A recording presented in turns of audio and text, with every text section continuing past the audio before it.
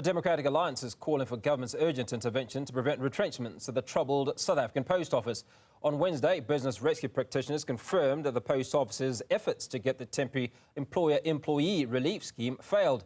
Last month, the Post Office made a U-turn on its retrenchment notices after convincing the business rescue practitioners to give their turnaround strategy a shot. For more on this, I'm now joined by Tsholofelo Bodlani, DA Member of Parliament. Tsholofelo, appreciate your time. Thanks so much for speaking to us.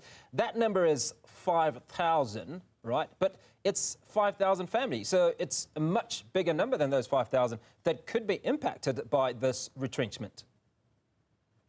Look, the decision by the CCMA not to grant the temporary employer-employee relief scheme, while it is regrettable, it is very sensible, because the ruling by the CCMA does say that should this relief be granted, it is just avoiding the inevitable.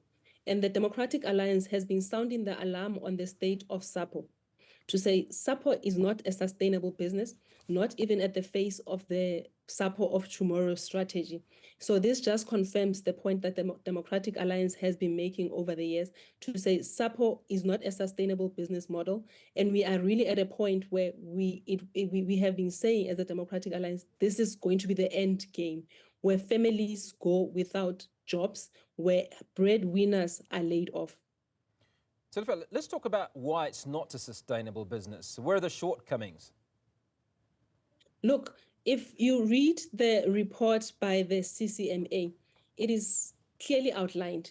You have a business in SAPO that has not invested in infrastructure, that has not had capital investment in logistics, and there is just no marketing of SAPO as a brand, insolvent creditors, high labor cost. So that simply tells you that SAPO has failed to move with the times. And this is what the DA has been saying over the years, to say, bring in people who understand the business of postal services, logistics, so that they can revive the SAPO brand, because SAPO is a strong brand even in South Africa, even as things stand. So the failure by this government, the failure by the executives of SAPO to make sure that they move with the times, because now private companies have taken over services that SAPO should naturally be providing to citizens of South Africa. SAPO remains a very important entity, but the reality is that it is just not sustainable. At this point, SAPO is not sustainable because, as we read, they have even failed on their judicial obligations, such as paying the unemployment insurance fund, the pension fund, medical aids, and the South African Revenue Services. So that simply tells you that even the business rescue practitioner process was just really avoiding the inevitable, because the issue of SAPO should have been addressed a long time ago by bringing in investors and bringing in people who really do understand this business. So we must talk a little bit, Tsholofelo, about the employees that are working for SAPO. And because the Post Office withdrew retrenchment notices in April after unions had successfully convinced the group to try one more shot. But right now, April's not too far back. So there's got to be a huge amount of frustration, because there was almost a lifeline, and then a few weeks down the road, there is no lifeline. What we are seeing is the business rescue process and the SAPO executives giving the employees of SAPO false hope. And if you go back and you read the CCMA report and the ruling made by the CCMA, it lays bare the state of SAPO to say SAPO was placed under business rescue to halt a liquidation process. Even at that point, we said at the Democratic Alliance to say the liquidation, the business rescue process is just really avoiding the inevitable. And the process was agreed to pave way for the 2.4 billion rands bailout. So what this means for that bailout remains to be seen. But the reality is that SAPO had already laid off more than 6,000 employees previously, and another 6 million, almost 5,000 in the pipeline for layoffs. So already that tells you that SAPO does not have the workforce to implement the strategy of tomorrow. SAPO does not have the workforce to remain a sustainable business. Now, what role do you believe the government should play in addressing the challenges faced by state entities like the Post Office, particularly in terms of financial support and strategic restructuring? At this point, we are clear as the Democratic Alliance, no amount of bailout is going to assist SAPO. What government needs to do is to go out to the market and find people who would still have an appetite in the strong brand that SAPO is, who would revive it by bringing in leadership, by making sure that SAPO is able to compete in the digital space, in the logistics space, I beg your pardon, that SAPO is able to at least compete with the private sector.